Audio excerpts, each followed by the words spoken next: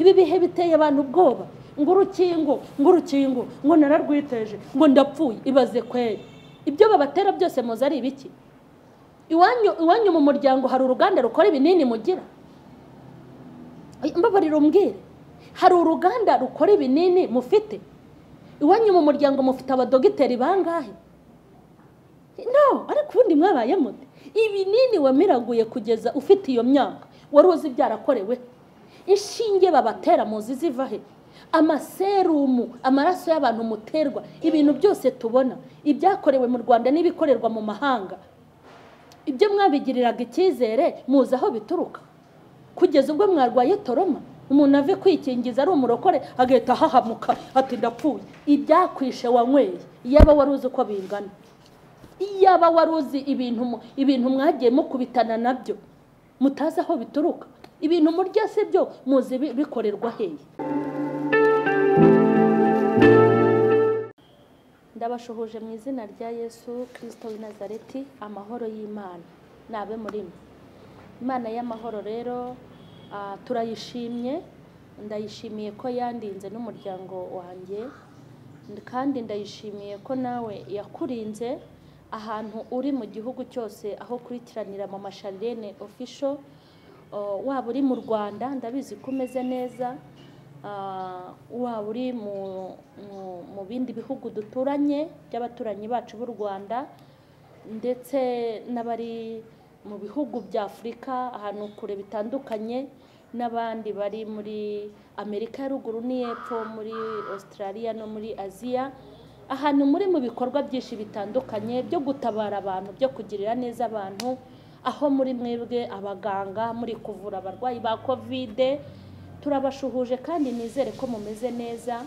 Namwe abashinzwe umutekano, by'umwihariko ingabo zacu, aho mwagiye gucunga umutekano wa bene wacu duhuje kubaho no gupfa. Umuntu wese ubundi uva amaraso, umuntu wese uva amaraso, umuntu utari igisimba, umuntu w'inyama n'amaraso, ngemba mbona turi abantu bamwe. Namwe aho hantu muri mudukurikiranira turabashuhuje, kandi Imana y'amahoro ikomeze ibashyigikire muri uwo murimo mwiza wo kuzanira abantu amahoro, ukuboko kwisumba byose kubane namwe aho muri rero mu bihugu bitandukanye. Namwe abarimu, harimo abanyeshuri basubiye kwiga, namwe turabashuhuje.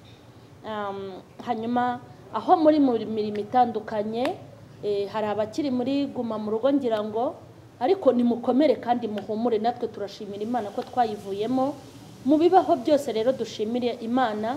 Imana iradukunda, dukomeze dusenge, dukomeze twirinde, dukomeze dukiranuke, kandi dukomeze dutinye Imana. Ubwami bw'Imana bugwire muri twebwe, ubwami bwa Satani bwimuke. Nimuhumure, ntimugire ubwoba bw'ibiriho, ntimugire ubwoba bw'ibivugwa ngo hazabaho intambara n'impuha z'intambara, hazabaho abahanuzi b'ukuri n'ab'ibinyoma, hazabaho iterabwoba, ibintu byinshi. Ariko ndababwiye ngo umwami wacu aracyari ku ngoma. Nabasuhuzaga rero nk'uko bisanzwe, by'umwihariko ndashaka kubwira abantu inshuti za Charlene official, nagira ngo mbabwire ngo ndabakunda cyane, mukomeje kubana nanjye mu buryo bwo gukurikira ijambo ry'Imana, kandi ndabizi ko umwigisha n'umwigishwa twese turagabana. Ningira Imana nkakubwiriza ugahinduka, nanjye nzabyungukiramo. Mukomeje kudushyigikira rero mu buryo bwo kuduha inama, mukomeje gukora share, twarabibonye turabibashimiye. Mukomeje gukora kwandika kuri comment, ndetse by'umwihariko n'abakurikirana iriya filime isoka kwa gatandatu saa 2 n'indi isoka kwa gatatu saa 1. Imana y'amahoro ibahe umugisha. Mbatuyeho umugisha mu izina rya Yesu. Uko mwifuza ko ntera imbere, Imana nkorera namwe bateza imbere. Uko mwifuza ko ngubwa neza, Imana yo mu ijuru ibahe kugubwa neza. Uko mwifuza ko nkomera, Imana ibahe gukomera. Uko mwifuza ko ncirwa inzira, Imana ibacira inzira mu buryo bwose. Ikirutaho dukomeze gusangira ijambo ry'Imana. Imana rero nibaho umugisha. Uyu munsi turaganira amagambo y'Imana arimo n'ubutumwa nayahawe muri ibi bihe byaguma mu rugo. Imana imbwira ati umbwirira abana banjye muri abana b'Imana muri abana b'Imana. Narabimenye ko muri abana b'Imana kandi namenye ko Imana yarababyaye, niyo mpamvu ikomeje kubakurikirana. Imana izagukurikirana aho uzajya hose kugeza igihe ikwigaruriye, kuko icyo Imana ishaka ni ukukugirira neza, icyo Imana ishaka ni ukukuruhura, ikintu Imana ishaka ni ukukumara umubabaro, ikintu Imana ishaka ni ukuyimenya, icyo Imana ishaka ni uko ishaka kukwibaruza. Reka mbabwire, nta makuba Imana ibashakira, nta na rimwe Imana ishakira umwana w'umuntu amakuba. Amakuba n'abana b'abantu bayihamagarira, ariko Imana ikunda umwana w'umuntu. Niyo mpamvu idatuma turyama ngo dusinzire, twaryama ikaduha gukanguka mu bicuku bya nijoro, genda umbwirira abana banjye gutya. Twaba twicaye turi gutekereza, ikadutera ibitekerezo mu mbwirira abana banjye gutya, ikatwungura inama ndetse ikatugira inama yo kugira ngo dukomeze muri uru rugendo. Turebe muri Yesaya,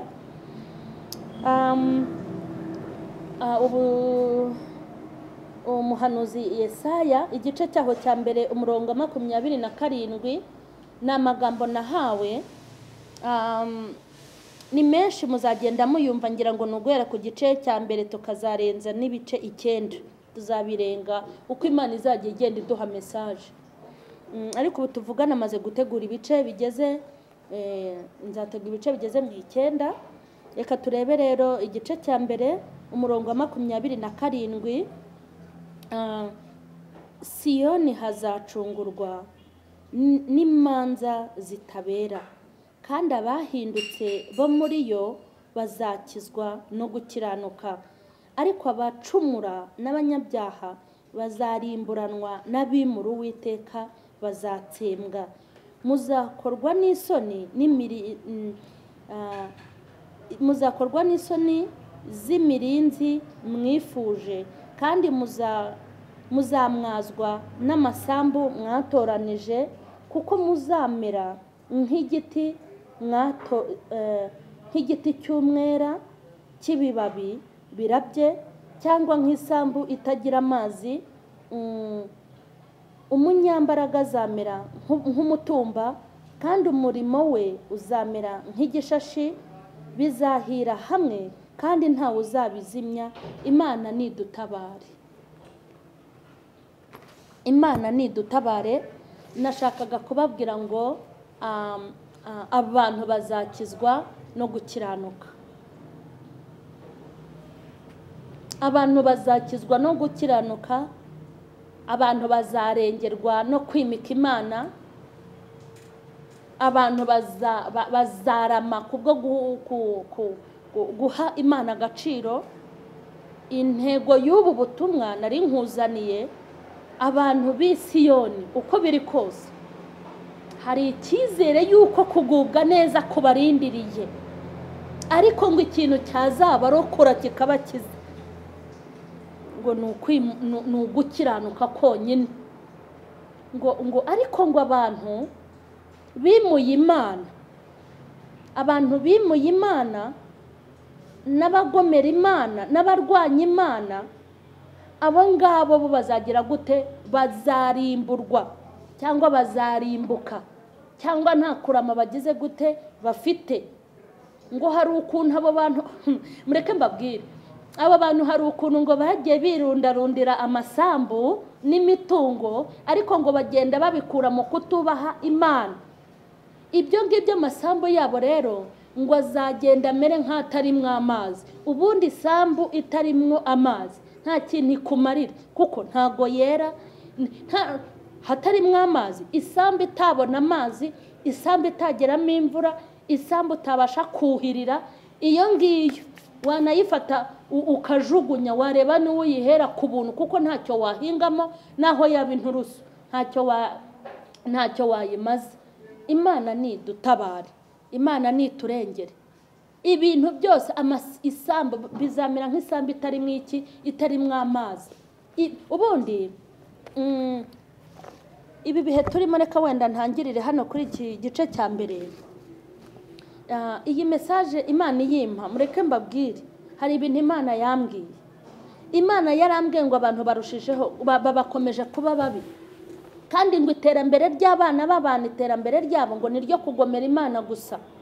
Nta na rimwe umwana w'umuntu ajye yicara ngo arebe ibintu agezeho ko ari Imana yamushyigikiye, cyangwa ngo arebe ibintu agezeho ko ari Imana yabanye nawe. Ibintu byose umwana w'umuntu abyirundiraho. Umuntu aratera imbere ntamenye ko ari Imana, umuntu arabyara ntamenye ko ari Imana yabikoze, umuntu Imana yamuha ijambo ntamenye ko ari Imana yabikoze, Imana yakwamamaza ntumenye ko ariyo. Ikintu cyose cyakozwe mu isi, muri iyi si, ibintu tugenda tubona Imana yacu iba yabigizemo uruhare, ni nayo iba yabikoze. Bishatse kuvuga ngo Imana itatubereye maso, abarinzi babera maso ubusa. Kandi Imana itatwubakiye, abubatsi bakubakira ntago babasha kubaka. Imana itarinze umudugudu, abawurinda ntacyo byabamarira. Abantu b'Isiyoni bazakizwa. Ni iyihe mpamvu Imana yambwiye aya magambo? Kuki iri kuvuga ngo abantu nimuhumure muzakizwa, muzakira, muzagubwa neza? Ariko ngo abantu bazakira ni abantu batimuye Imana. Ariko ngo abantu ngo bimuye Imana n'abigomeka ku Mana, abo ngabo bose bazagira gute? Bazata agaciro ibyo baruhiye. Hari abantu baruhira ibintu bakabikura mu kutubaha Imana, ibyo nta gaciro bigira, nta na garanti bigira. Mureke mbabwire, tugeze mu bihe bikomeye, naho waba utarota, naho waba uterekwa, naho waba utumvijwe, tugeze mu bihe bikomereye buri wese, ku buryo umuntu ari gutekereza avuga ati mbese itorero mu myaka nk'ibiri, mu myaka 5 iri imbere, abasenga bizaba bimeze gute? Iby'isengero bizaba bimeze gute? Imana iravuze ngo nimuhumure bantu b'Isiyoni, muzakizwa, ariko muzakizwa no gukiranuka. Ngo ariko ngo abantu ngo b'abanyabyaha bagomera Imana, ngo abo bazahananwa n'abayimuye. Bishatse kuvuga ngo icyizere gifite umuntu wagumanye n'Imana, utarahinduwe nibi, utarahindaguritse, umuntu wagumanye ubwere bw'Imana, akugumana gutinya Imana muri we, n'ibikorwa bye bigatinya Imana, n'umuhate we ukaba ari uwo gutinya Imana, akifuza kugira Imana iya mbere mu bugingo, ngo imubere iya mbere, imubere umuyobozi, imubere umujyanama. Imana niyo yakubwiraga ngo ibi bihe ntacyo bizagutwara, ibi bihe nta kintu bizagutwara, ngo covid yariyongereye ntacyo bizagutwara. Kandi nkwibutse ngo naho wanapfa, ntago burya erega mujye bamenya ko n'abakirisitu iyo bapfuye baba batashye iwabo. Gupfa kw'abakirisitu ntago ari ugupfa, ahubwo ni ugutaha kuri ya Mana twavugaga, tukajya ku Mana yacu. Iyi minsi n'ibihe ntago mukwiye kubitinya. Abantu bafite ubwoba bw'ibintu byinshi, bamwe ngo bakuwe ku bwarimu, abandi ngo bakuwe ku bupasiteri, abandi ngo bakuwe ku bushumba, abandi ngo bakuwe ngo hejuru, ngo bashyizwe hasi. Mureke mbabwire, ikintu gifite umumaro cyangwa ikintu gikomeye ni ugutakaza Imana, ugatakaza urukundo rw'Imana, ugatakaza communication yawe n'Imana, gutakaza ubupasiteri. Ibyo se ni ibiki koko? Hari ibintu ntaha agaciro. Ikintu cya mbere ni ukudatakaza Imana yawe. Kuko ariko reka mbabwire, na cyagihe utarimikwa Imana ntimwabanaga, utarabo umukirisitu ntiyakurenze uri umumanyura amazi, iyakurengeye uri umumanyura amazi ikabana nawe. Ubu ngubu yisenga nibwo yananirwa kubana nawe. Ubundi se ayo mapeti mwarayavukanye, ayo magrade yarabariho, mwavutsemo yakikiye, uyobewe igihe wabiherewe, utarabibona Imana ntimwari kumwe. Ni Imana y'iminsi, ni Imana y'ibihe, ni Imana y'abashumba, ni Imana y'abakirisitu basanzwe, ni Imana y'abaciriritse, ni Imana y'abayoboye umudugudu, ni Imana y'abayoboye uturere, ni Imana y'ibihe byose. Kandi cyitonderwa, ntabwo Imana ikorera muri ariya mapromosiyo, ntabwo Imana ikorera mu nyenyeri abantu bambaye, ntabwo Imana ikorera mu matitre. Imana ikora ku giti cy'umuntu. Nta nubwo umugisha uri kuba umushumba, ntabwo umugisha ari ukuba umupasiteri, umugisha si uko uri mwarimu, umugisha si uko uyobora akarere, uri kumva ari wowe wicaye ari nawe ukomeje muri izo nshingano. Umugisha ni ukugirana kominikasiyo n'Imana ishobora byose, kuko ahantu hose umuntu yicaye umugisha w'Imana uramusanga. Kandi igisubizo gishobora kuba kwicara, cyangwa ikibazo kikaba mu gukora, kimwe nuko ikibazo gishobora kuba mu gukora. Ibintu byose Imana ibikoreramo, nta byacitse hari. Mukozi w'Imana, bana n'Imana, hanyuma mugirane ibihe byiza, ugira agahe ko kwihererana nayo.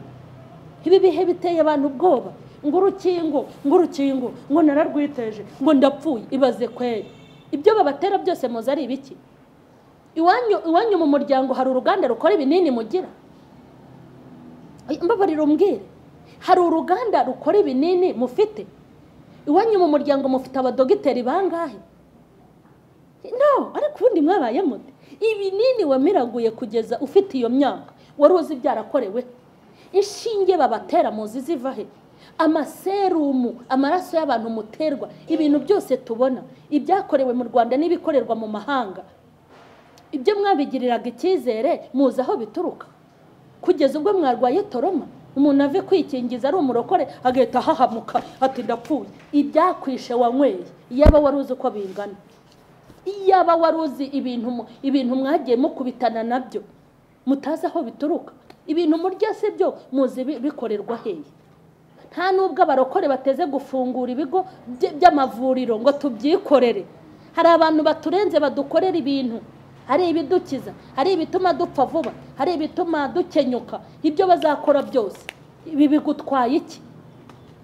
Icyo nzi nuko kurama kwacu kutari mu nshinge no mu binini baduha. Kurama kwacu kuri mu biganza by'Imana ishobora byose. Ubwoba ni bushire. Abantu b'Isiyoni bazakira, ariko ngo bazakizwa no gukiranuka. Ahubwo ubwoba ukwiye kugira muri aya masaha, muri iyi minsi, ugira ubwoba bwaturuka uti mbanye gute n'Imana? Ubusabane bwanjye n'Uwiteka bushingiye he? Ese Imana turarebana neza? Ese Imana nta rubanza ifiteho? Ese rezo yanjye n'Imana imeze neza? Aho ngaho bari gutekereza.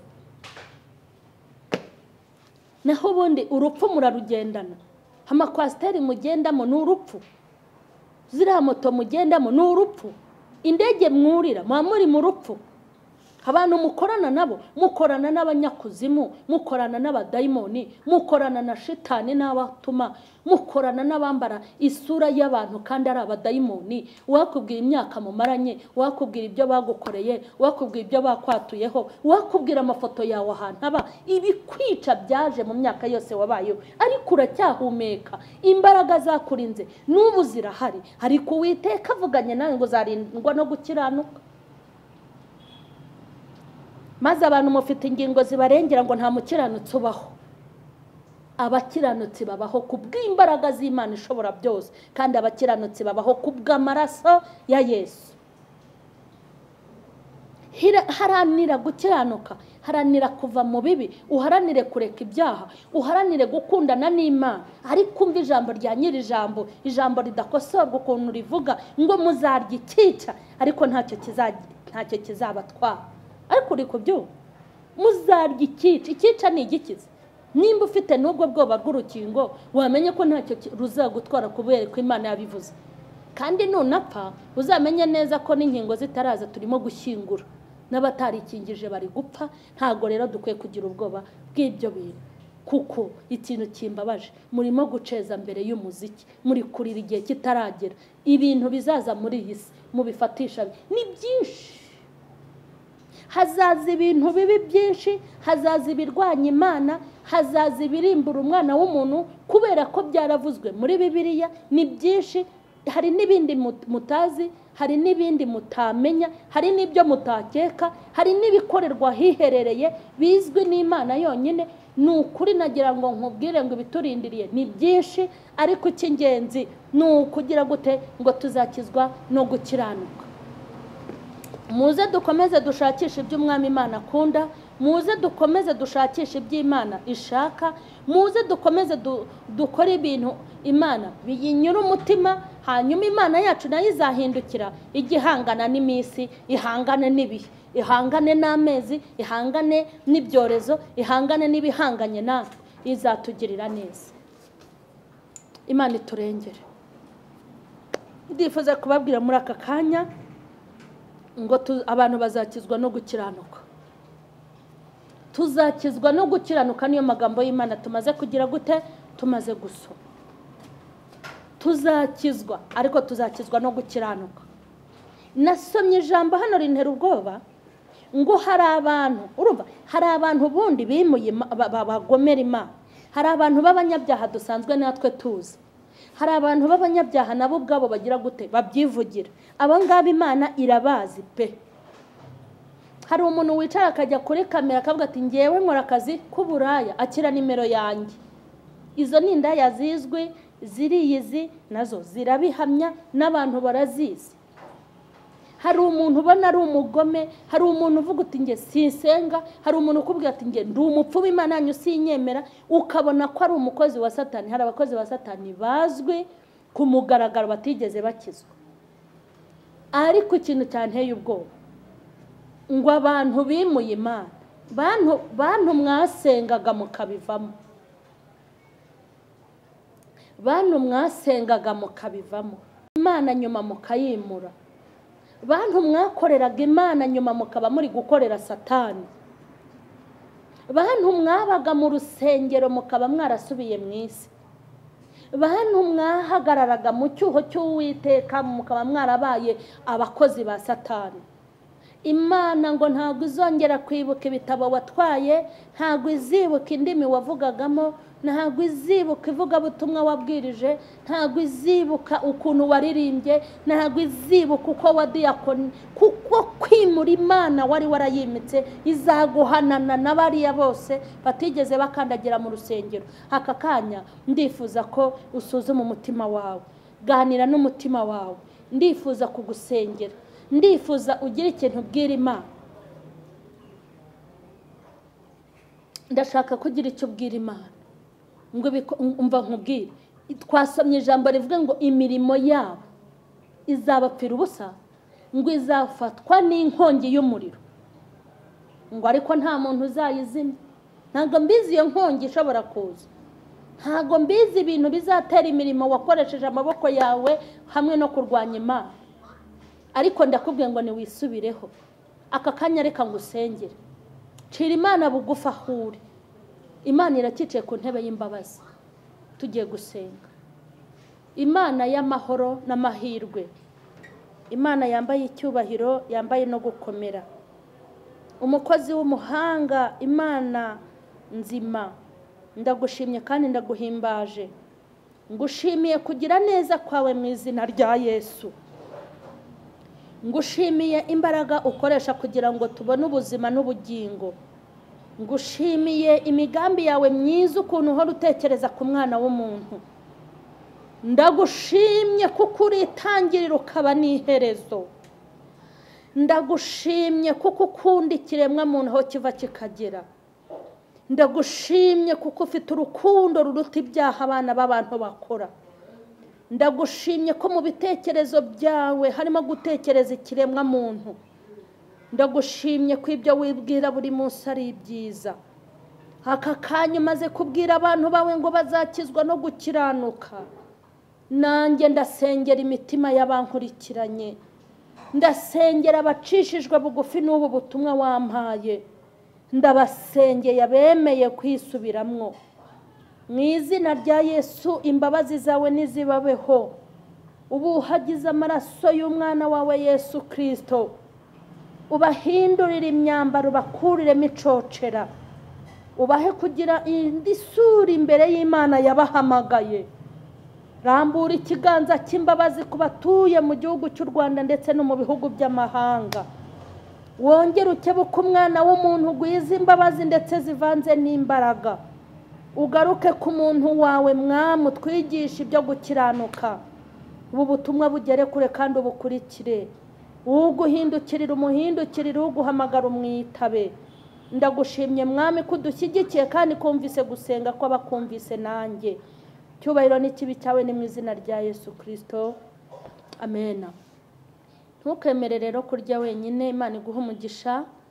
Nkuko umusinzi afata mugenzi we akajya kumusengerera, ndakwinginze numara gufashwa ukumva ni ibintu by'umumaro, nawe ujye ubiha inshuti zawe. Mu ijuru ni hanini, nitujyayo twese ntabwo tuzabura aho twicaye. Ntukagumane ubu butumwa, ahubwo ujye ugenda ubusangiza abandi. Ntabwo warusha gutegura ibi byigisho ngo uze kuri kamera, ariko kubisangiza abandi nabo bagafashwa ni umugisha kuri wowe ndetse no kuri nge.